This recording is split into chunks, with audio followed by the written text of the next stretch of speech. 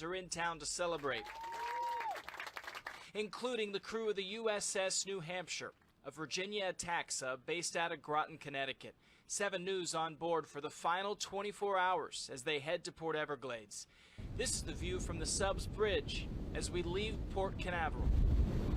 Shortly after, in the control room, the crew dives the sub, and within minutes we are hundreds of feet below the surface. Petty Officer Matthew Riona takes us on a tour of our home for the next day. I'm from Sacramento, California.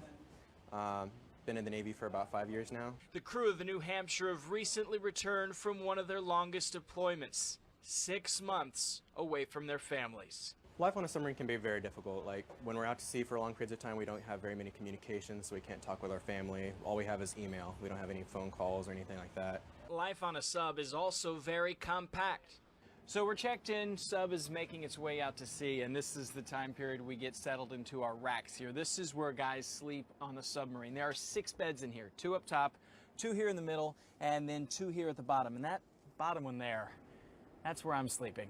And soon, it's time for dinner, and submariners know how to eat. In just over an hour, dinner is finished, and they can live like this for months at a time. We are a family. We're a very tight-knit family. Okay, so day 2, it's the morning, slept pretty good, surprisingly. Starting what we're calling now angles and dangles. This is a maneuver they do to check to make sure in case they have to do some fast moves in open water, everything is stowed down and safe. And as you can see, this first one at about 15 degrees. And the maneuvers only get steeper. Eventually, the sub is diving at nearly a 30-degree angle.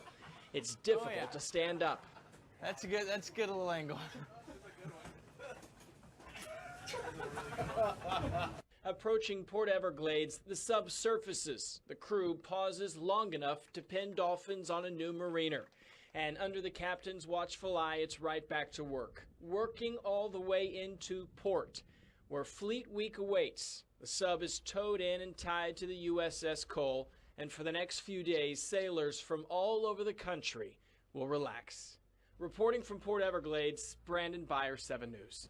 It did look kind of tricky there, neat. Sure did. Still,